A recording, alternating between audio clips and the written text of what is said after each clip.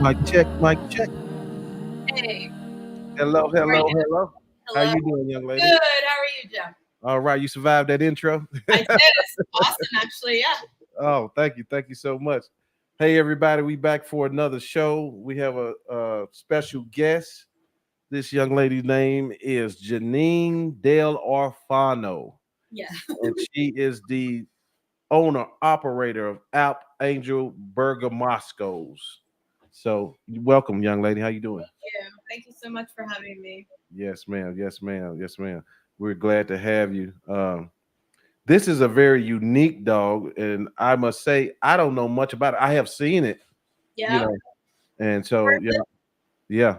Yeah. So let's start out by just you kind of telling the audience a little bit about yourself. So I've been breeding these dogs for almost 20 years. It'll be 20 years in 2025. Okay. And I started like everyone does, you fall in love with a breed, you get your first one. And then it kind of snowballed into this whole breed preservation thing over the decades where I just got really kind of pulled into the whole breed preservation thing. It's a rare breed and they're really unique. And I don't know if you have a picture of one, but they have like a long dreadlocked coat. Uh, and they're from Italy and they work in the Alps. And there's not many of them in the United States at all. So Right. I think there were 500 of them 20 years ago. There's probably still around the same because for every dog that dies, kind of one is born, but there's not that many litters. It's probably still around that number. Right. So they're still really rare. And I just got really involved and then eventually got involved with showing and then got really serious about showing. And then wanted to be a dog show judge ultimately and just got into the whole dog show thing. Gotcha. Gotcha. Um. So you say it's a rare breed. What country of origin is this dog from? They're from Italy, From mostly northern Italy and the Swiss Alps, kind of the Alpine region. Gotcha. Gotcha. All right. Um. And what exactly was the function of the dog? They were used as a tending breed. So, herding breeds, all kind of different herding breeds herd differently. They are specifically a tender. So, like the Briard, the Bouvier, these are all tending dogs. German Shepherd is traditionally a tending dog. Right. So they work in the same way as those herding breeds. And their whole function was to just be an imaginary fence for livestock. So like a bunch of sheep, originally it was cattle, but then when things moved into sheep in Europe, they basically just tend to graze. The livestock is grazing something and they just create a border. They're like an invisible fence.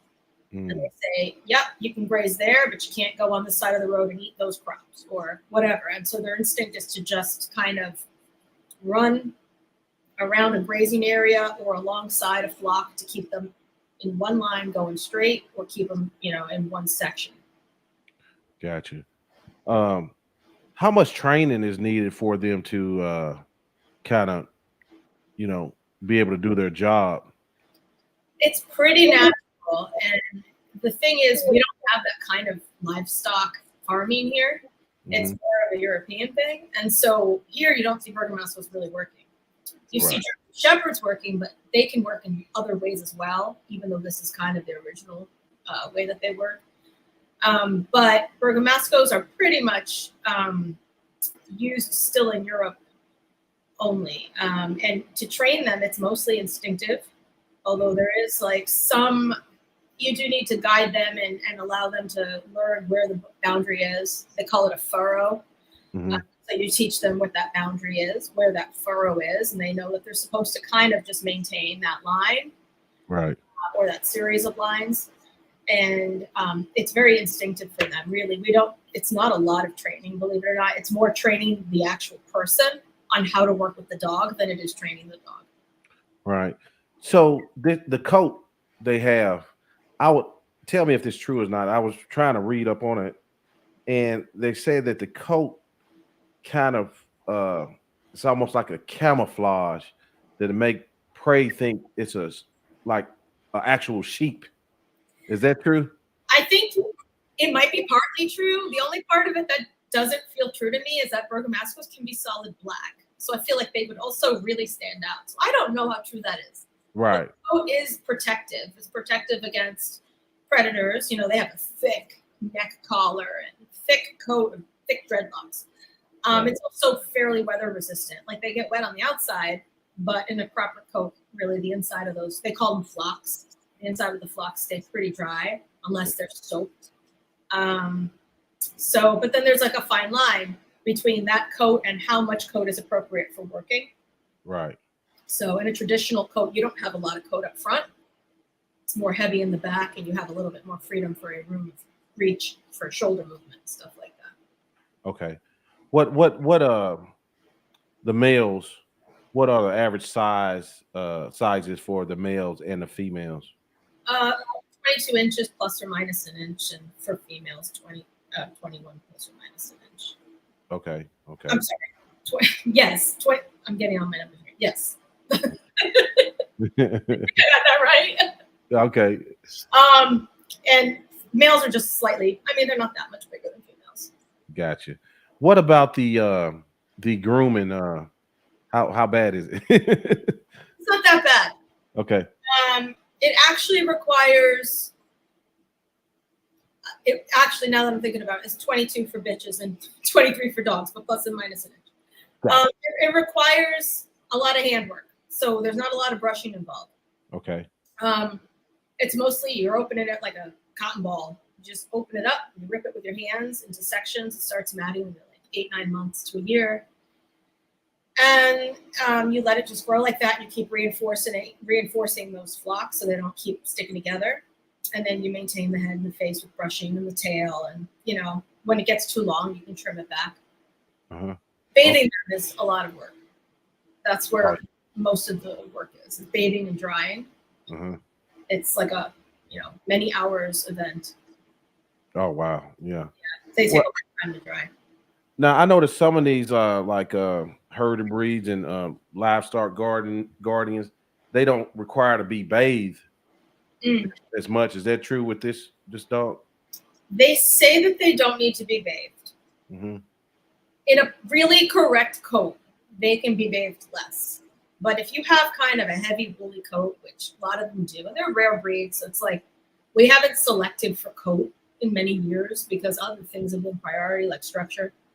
So, now we're starting to really try to breed better coats in general, like everyone is. But in those woolly coats, they hold moisture, like they hold air humidity. And they can get stinky and they can get gross. Males can pee on themselves. So if you're showing a Bergamasco, really, they should be, bathed before every show weekend. Right. Okay. Yeah. Okay. How many dogs do you have? We have 7 Bergamascos and 1 Chinese crested. Oh, okay. Cool. And what is like if you had a hallmark saying or goal for your program, what would that be? What do you breed for, Max? We breed for primarily temperament, soundness, and movement. And movement. Okay. Soundness includes structure, and workability, work ethic. Right. And you were a little humble in your self-introduction because this lady I'll read a little bit from our website.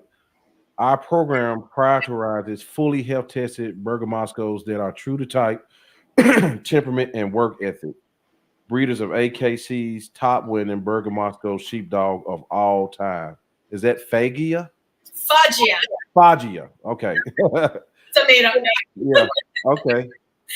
And Westminster Kennel Club Best of Breed winner 2018, 2019, 2020, 2021, and 2022, guys.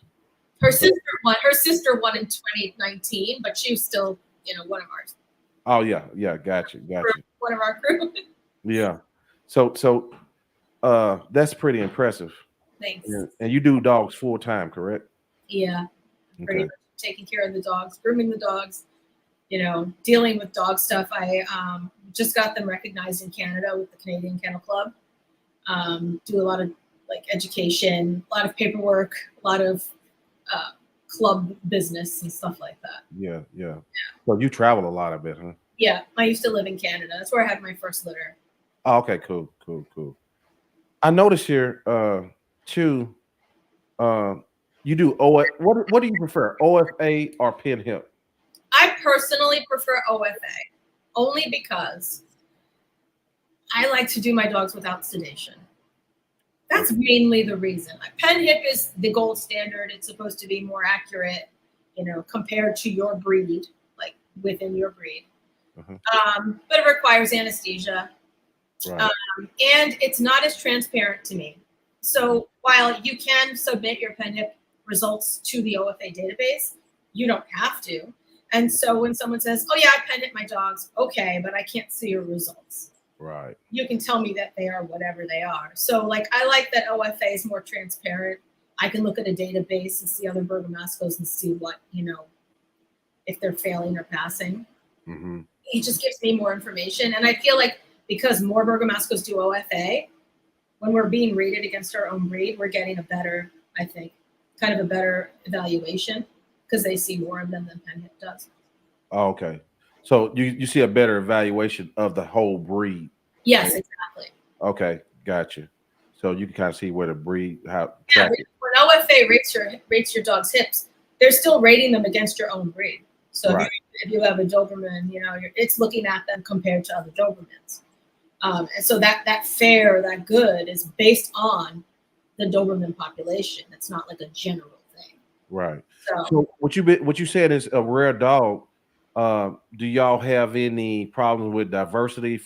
Is diversity a problem, or a smaller group of dogs?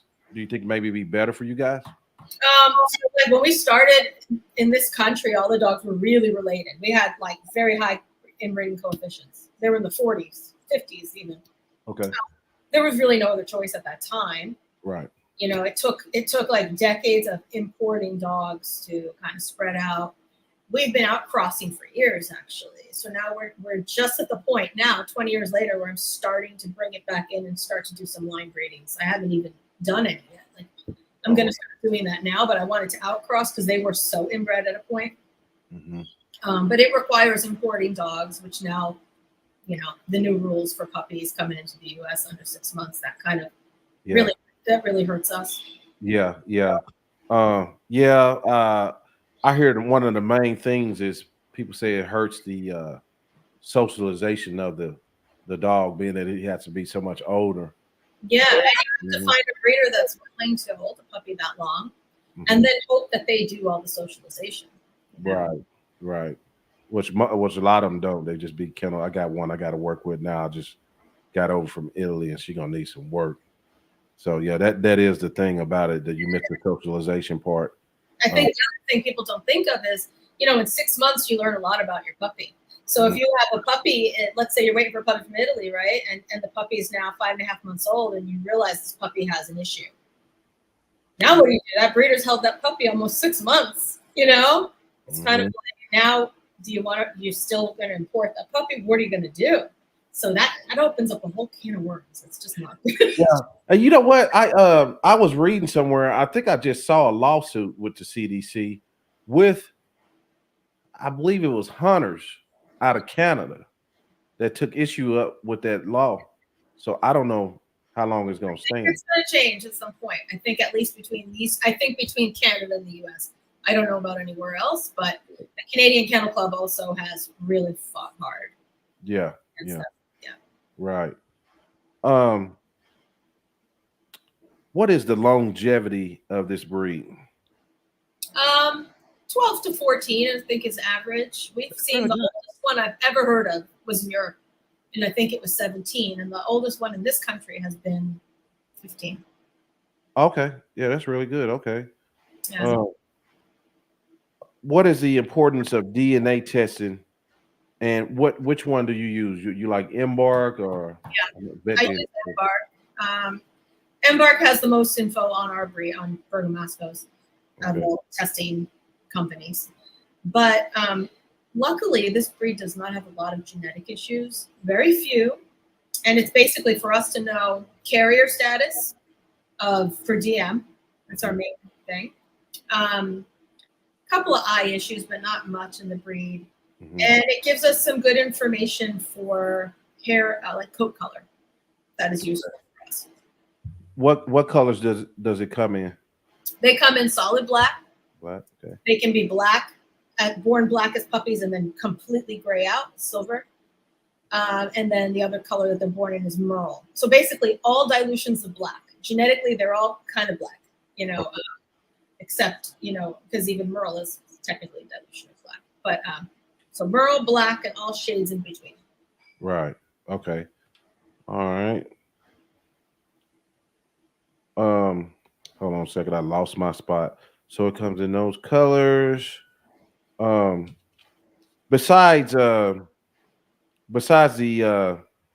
small gene pool, what other challenges have you faced within the breed in the last 20 years?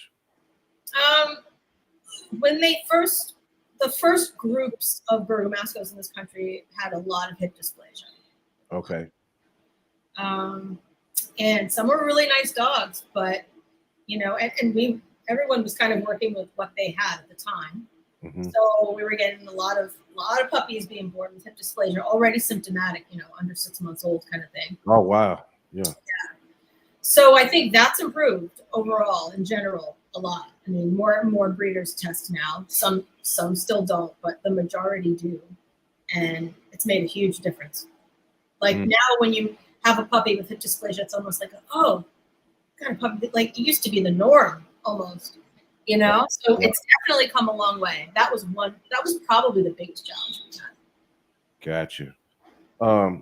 What are their traits like? And I mean, in the way of like temperament, are they real affectionate and things like that? And what is their intelligence level like? Very, very, very affectionate, almost Velcro-y. Very, their whole purpose is to work with one shepherd in the Alps with livestock. So it's like they're a partner. Mm-hmm. They look to their person completely as a partnership. Mm-hmm. So very loyal, very intensely loving. They can be very emotionally sensitive too. Mm-hmm. They do not handle harshness very well. They're just very kind of tender dogs that, are independent, but always want to know where you are and always have their eye on you, and great off-leash dogs in general. Right. Let me squeeze this in. I hear somebody, I see somebody say something. Do they make good dogs for young families? Yes, most of the time. I think as long as the family's aware of the fact that they have prey drive, they're a herding breed, they can be very barky, mm-hmm. and they need a lot of socialization as puppies. And I think as long as children are respectful of them as the puppies are growing and don't kind of instill bad habits or scare them or whatever, yes, they grow really greatly attached to children and their families, and they're wonderful family dogs. But people have issues sometimes if they live really close to neighbors and the dogs can see other dogs or other people. They can be barky and they kind of bark at a lot of things. They're very alertful. So that can be an issue in like a neighborhood. Yeah. It's not all like that, but a lot of them are. Yeah. What kind of space do you think they need? I mean, are they versatile where I can put them up at night, come in the house, or do they want to be outside? No, they're definitely a dog that doesn't stay outside. They're the kind of dog that if you're outside, they want to be outside. But the second you go in, they're good. They want to come in. Gotcha. They don't need a huge yard. What they really need is just some space to exercise or appropriate walks, leash walks. Right. And they need to be well socialized. That is really the key with them. Mm-hmm. Okay, gotcha. Are there any challenges of breeding for temperament in herding dogs? I noticed you say that you like to see them in pairs, or do they really work in pairs or packs? No, neither. They work usually independently alone. They do? Oh, okay. Yep. It's usually Sometimes some people who have, like, we're talking, in Europe, they've got 500 to 2,000 sheep. You'll see them working alongside a border collie and maybe alongside a livestock guardian dog. Oh, a combo of dogs doing different functions. But the Bergamasco is tending alone. Usually, I have seen someone in Europe who has 2 Bergamascos working them together, usually in the sense of one kind of training the other. Yeah. But they're generally kind of just a one, working alone type of dog. Well, Jeanine, explain that to me when you say each, like the scenario you just gave of like the livestock guardian, the border collie, and the Bergamasco doing different functions. Break that down for us. So, like, let's say you're moving a huge flock of sheep. Let's say 2,000 sheep through a mountain valley from one place to another. And let's say you're going to spend the night somewhere in that valley to break up your trip. Mm-hmm. And, these shepherds are usually traveling on foot. And these sheep are going to graze to be fed along the way to the market. I'm just making up a scenario. Mm-hmm. So you have, your Bergamasco with you, and your Bergamasco is tending those sheep and keeping it in the grazing areas where you want it to eat during that trip. Mm-hmm. You might have a border collie or another dog that works in that way to round up your sheep maybe and move them somewhere else in a different way, or put them in some kind of pen at night. If you have a holding area for them, maybe you want to sequester them all in one section for the night, and then you would rely on a drover, herding dog that functions differently to do that. And then you've got your livestock guardian dog that kind of just is already bonded with the livestock and is there to just protect the livestock, and that's all it does. So, that's how those 3 types of dogs can work together. Gotcha. Okay. When it comes to something like these, as far as a working herding dog, is there a way to assess the puppies to see if they're doing a good job, or most of these dogs instinctively got it? Not all of them, no. Some are definitely better suited than others, just like some puppies are better suited for show than others. Mm-hmm. I think you look for the more outgoing puppy. You look for the puppy that has some prey drive. Mm-hmm. You look for the puppy that's not shy. We don't expose puppies to livestock until they're older, but we had goats and sheep at one point, and I would still bring, an 8-week-old puppy up to look at them through a fence line and kind of just see how they act. Are they completely freaked out? Are they interested in them? Are they wagging their tail? Are they up at the fence? Are they kind of pacing back and forth along the fence? I mean, you can tell a lot, even in a young puppy, about how they kind of behave around livestock. And if you don't have livestock, you can still tell just based on their prey drive a lot of the time. Gotcha. Let me I'm gonna ask you to put on your judge hat a little bit, just a little bit. You got it with you. So before we just get all the way into it, what is the importance of conformation in working breeds, herding breeds, and whatnot? Because a lot of people don't put a lot of stock on it. Right. I think in any category of dog, in any type of dog, the whole point of conformation is to judge that breed against its standard. That's the whole entire point of conformation. And originally the whole point of that was just to evaluate breeding stock. Mm-hmm. It's to say, okay, this is a wonderful example of its breed. This is a dog that should be bred. Right. And you judge the open shows. Would you tell people what the open shows are? AKC has like foundation stock service breeds and miscellaneous class breeds. They're the ones that are all kind of waiting for full recognition. That's where the Bergamasco started. That's where every breed starts now. So those they're like a show within a show. So you're judging all the rare breeds that are waiting for full registration. And they have their own show where they are up against their own breed like everything else, and then they show in their group, and then they have their own open best in show. Okay.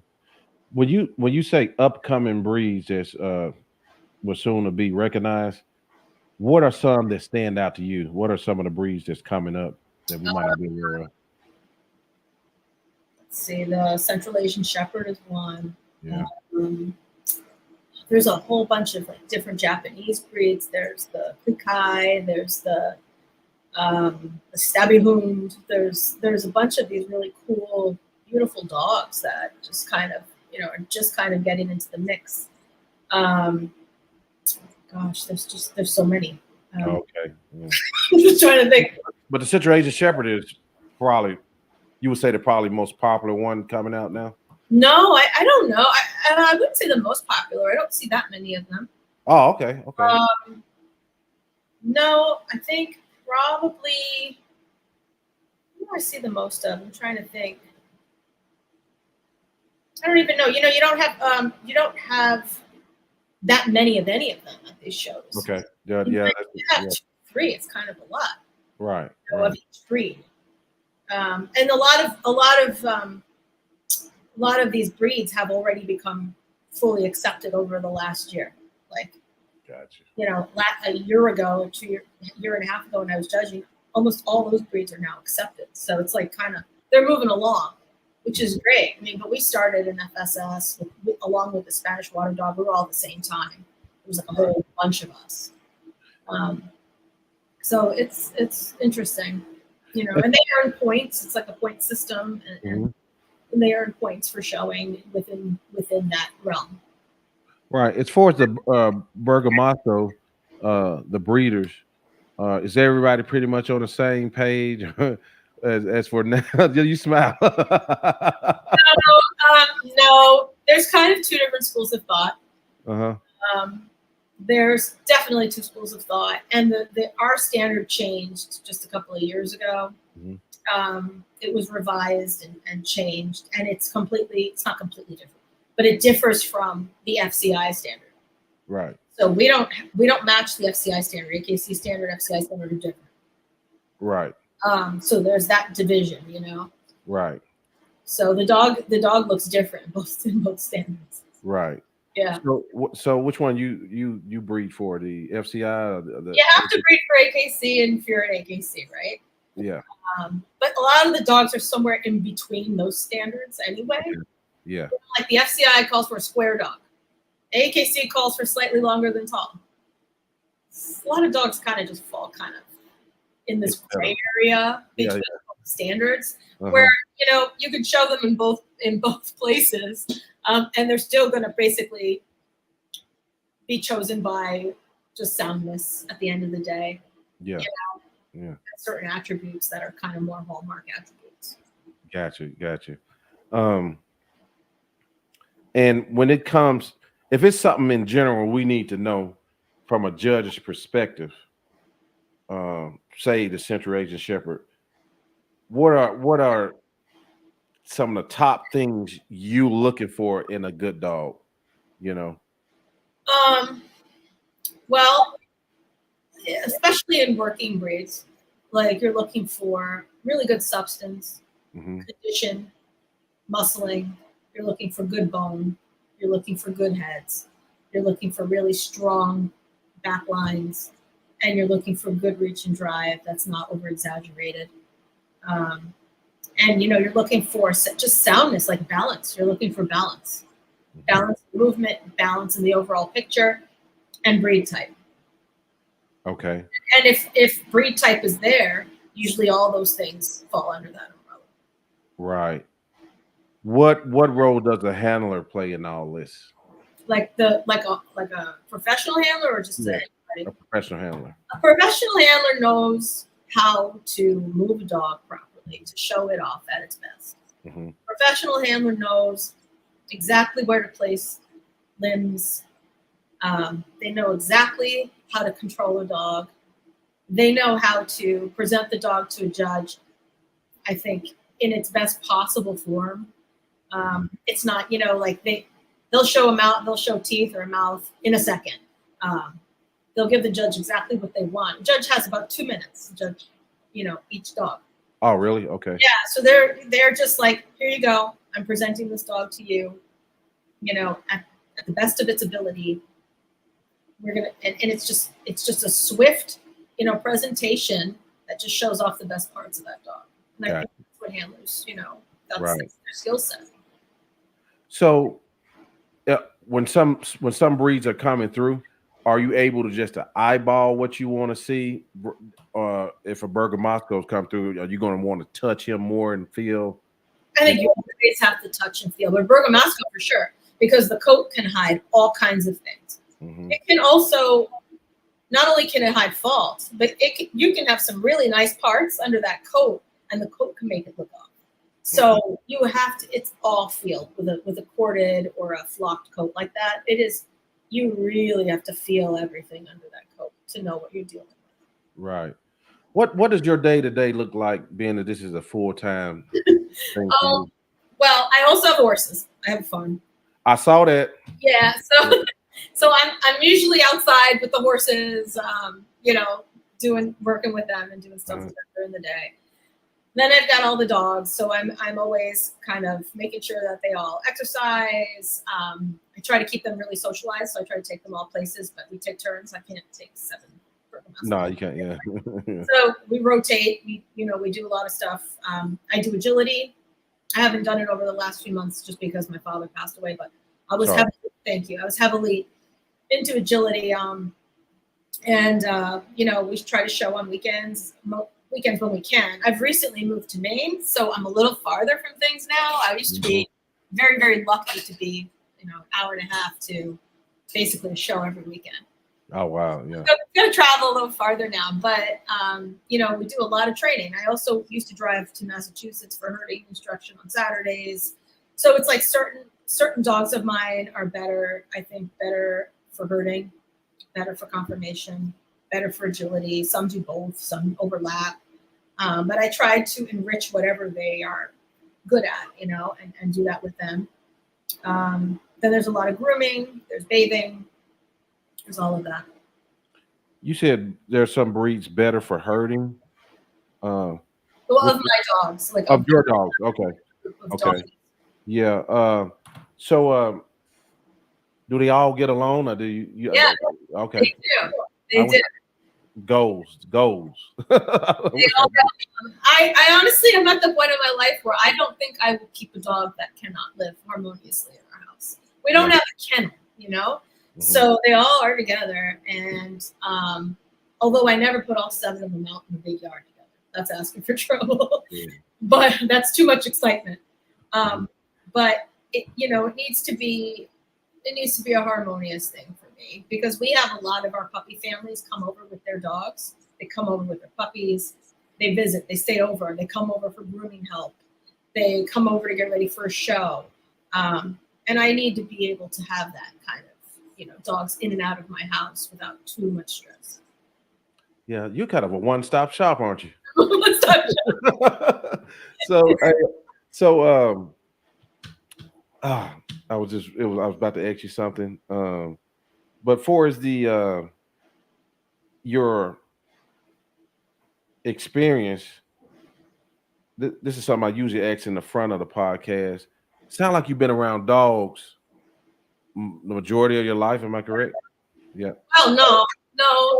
It wasn't until I was in my early 20s I moved to Nova Scotia that I really got my first dog.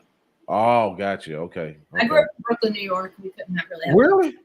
Yeah. Oh, okay. Could not have dogs there. It was not in the house. Yes. It was like our backyard was someone else's backyard. There was no place to put dogs. It was just not. Wow. I would never expect you from Brooklyn. Yeah. So Brooklyn's in the house. All right, y'all. New York. I seen Cape Town, Africa in the house. Let me shout out some of these people. Gorilla Back Kennels, Vicente Moore. My sister is in the house. Alicia's in the house. Porterline Kennels. Hey, everybody. Welcome. Where the UK at? The UK is usually here in this time of day.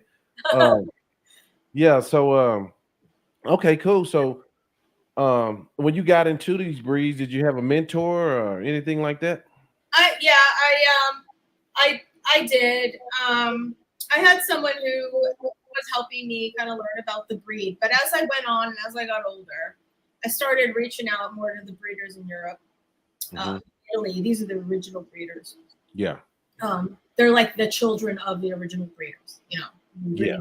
50s, 40s, 50s. And so I started reaching out to them for you know, information and clarification and stuff like that. And then there are other breeders in my breed, and we all kind of bounce off each other too. And, you know, I wouldn't call it like a mentorship, but there's a camaraderie between a lot of us. We share information, and you know, it's good. Yeah, that's how it is with us too. Yeah. Yeah. Because one of the dogs I run is the Corso, and we just kind of like, you know, it's splinter groups in it. It's a lot of splinter groups in the Corso. So those of you who believe this, go on this side. Those of you who believe that, go on that side. Then there's some of us that's in the middle just want to, you know.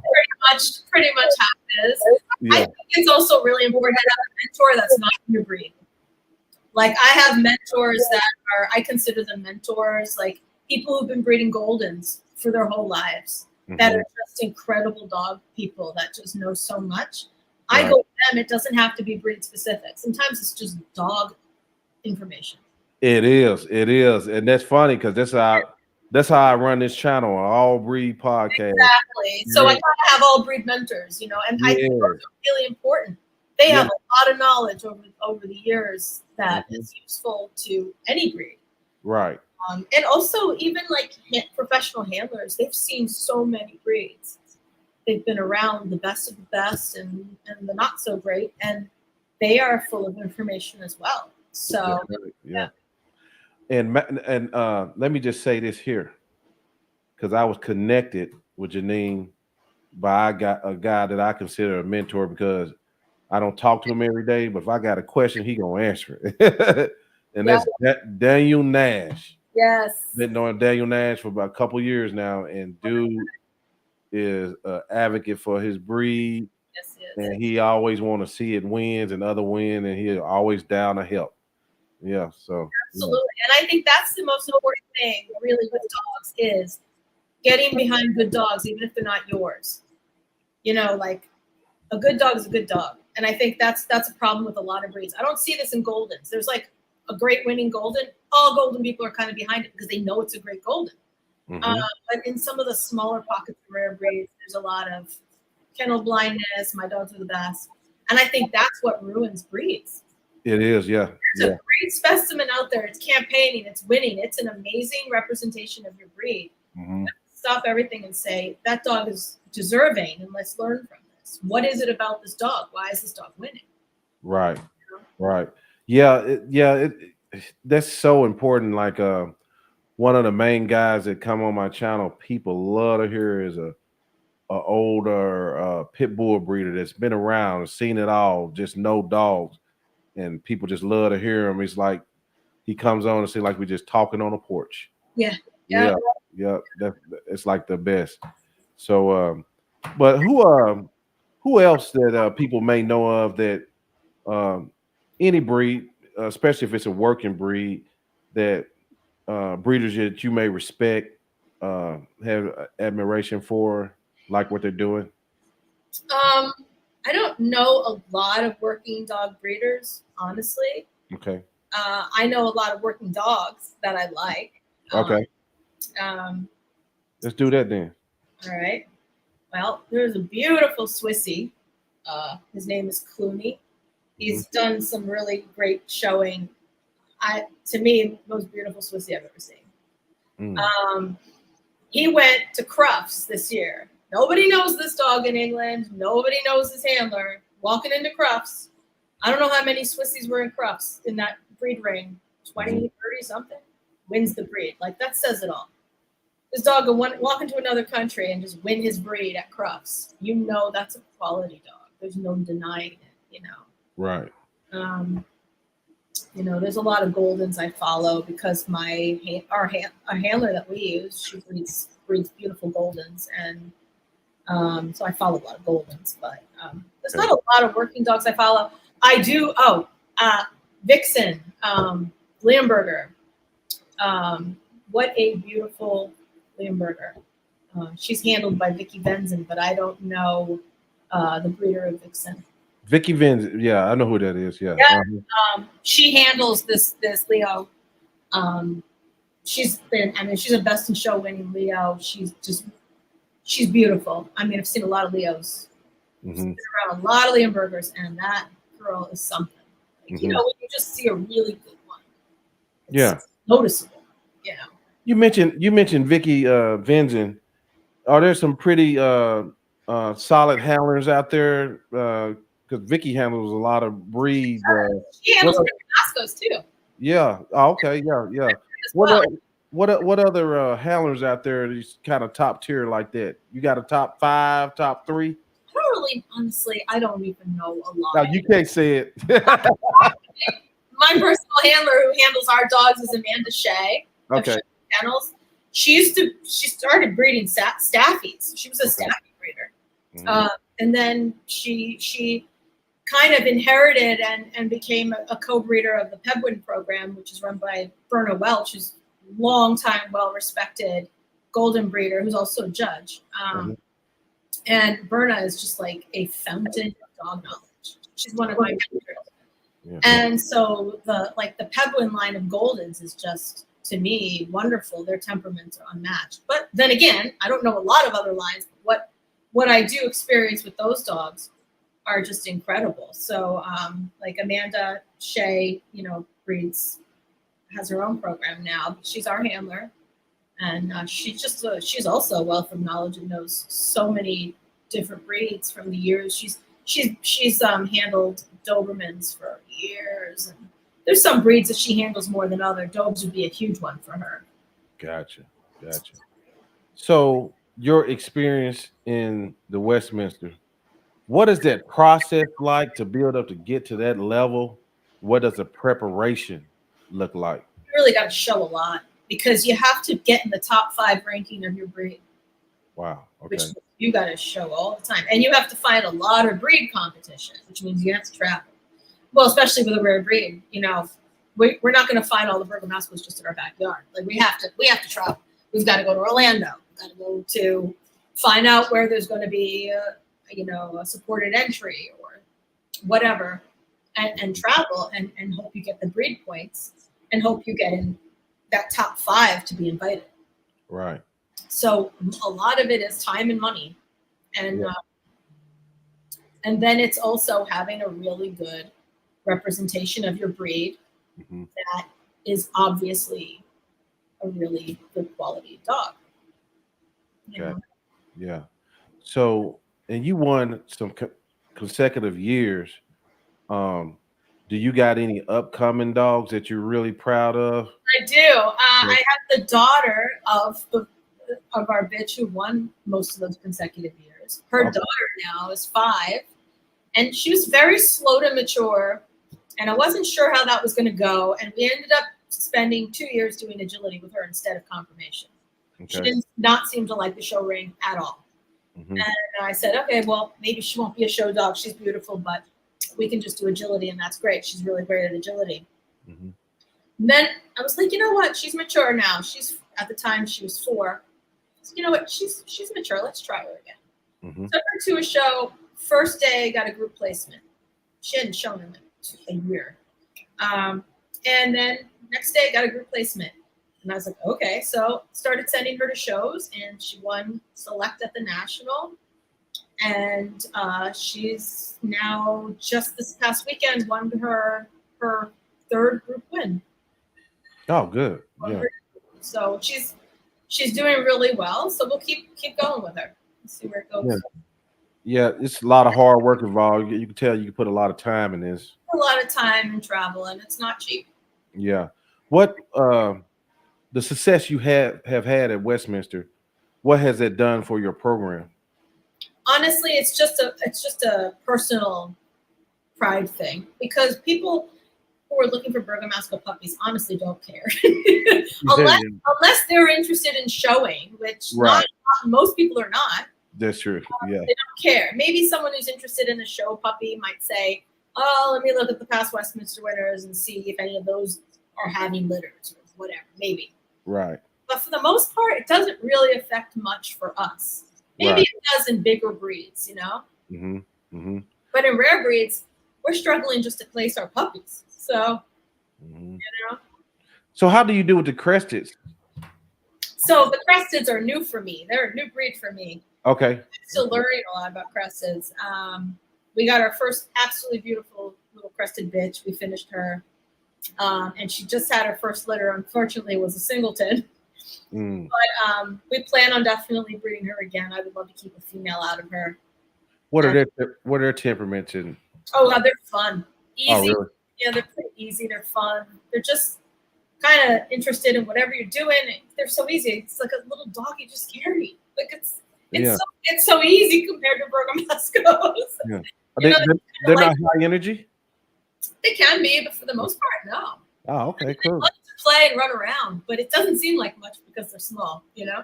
Oh, yeah, got you. It just feels like this is so simple. Right. Yeah. Right.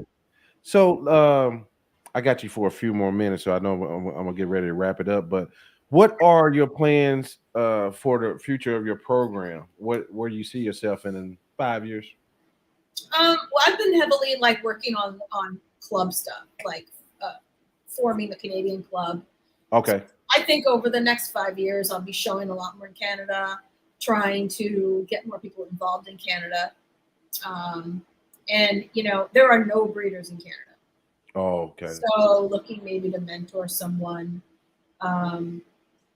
because Canada is a great place for Bergamascos. It's just, great place. And I think they could do really well with the Canadian Kennel Club. So I've been focusing on that, working on that club and stuff like that.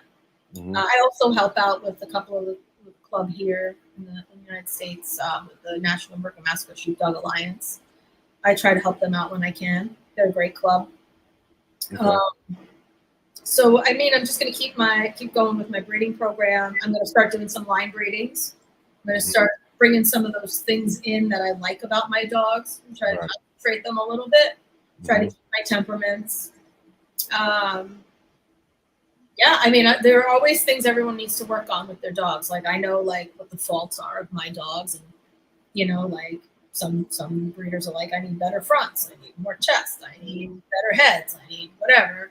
So it's like just working on all the little things that I kind of want to improve on, Right. Let me take a question, guys. If you got any questions, let's get them in. We got a few more minutes. What type of weather do they thrive in or prefer? Cool and dry. Cool and dry. Cool and dry. Yeah. Definitely cool and dry. Yeah. Right. Maine is like good weather for them. Okay, got you. So, where do you visualize the how the Bergamascos will evolve in the future? Is it getting popular slowly? Is it just? It's not. It's like the Puli has been around a lot longer than us as far as AKC, and they are not any more popular than they ever were. Really. Right. I feel like we're kind of the same. Like I feel like it's always just kind of going to be this way. I don't think that they are for everyone, and I don't think their coat is for everyone. Mm-hmm. I don't think they'll ever be super popular at all. I think hopefully we'll have better like more sound Bergamascos that are really healthy in the future. Mm-hmm. Maybe hopefully with better coats, better working coats. Mm-hmm. I hope the coats improve. Okay. I don't see them working as much in real jobs, and even in Europe, it's not dwindling a little bit. Changing, yeah. So I'm hoping that there's a revival of that somehow. Mm-hmm. Mm-hmm. I got one for you, Vicente. What's up, brother? How long did it take for you to get to a place where you could breed full time? Oh well, I don't live off of breeding money. I think there's a big misconception. Right? We was talking about that last night. It usually if you do dogs 4 times, you got 5 jobs. You're training, you're doing something else. It ain't just breeding. I'm married. It's not on a sole income. I could not survive on my dogs alone. Right. Unless I was maybe training dogs for a living or something. Yeah. But I've been lucky to be able to kind of devote full time into my dogs. I'm also a nurse, but I'm not currently working as a nurse. Okay, gotcha. Gorilla Back. Is there any registry where she's from? If not, does she feel like she should start one? Registry, like Yeah, well, y'all under the AKC under the miscellaneous dogs, no, right? we're fully recognized now. We have been for years. Oh, y'all are for okay, that's right. Yeah, we have been for years. So we're full AKC. AKC, okay. Yeah, Gotcha. full AKC. Gotcha. One thing I wanted to ask you that I meant to in the beginning, what dogs make up the Bergamasco? The Bergamasco. So they don't know.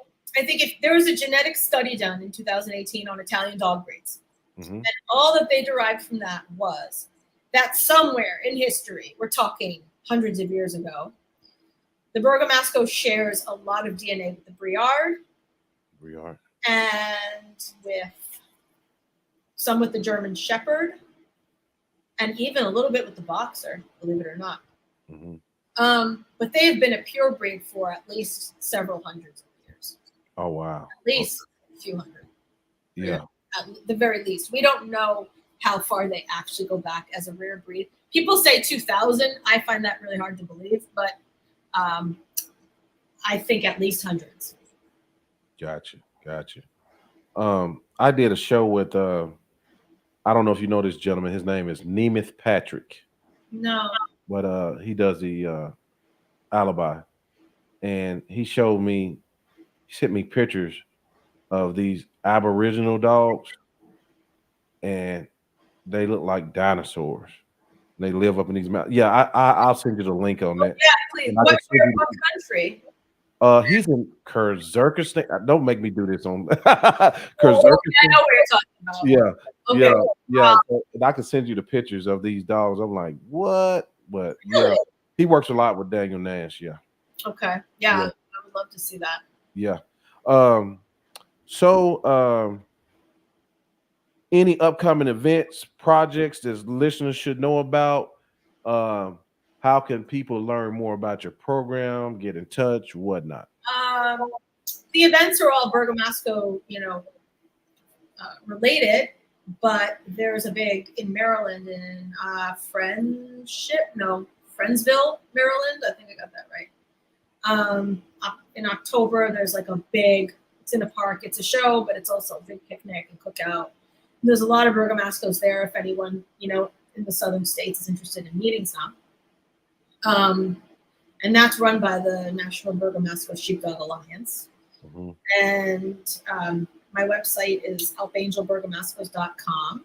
And, that's pretty much all the info I have is on that website. Okay. All right. Well, I think that's going to be it. I think I got everything covered. I really do appreciate you coming out and sharing this. Thank you so much for having me. I appreciate it. Yes, ma'am. It was fun for sure. Absolutely. Yeah. Okay. Well, guys, if y'all got any questions, put them in the comments. And Ms. Jeanine, thank you so much. Thank you so much. All right. It was great being here. Thank you. All right, guys. We out of here. We'll see y'all tomorrow night. All right. All right. Take care.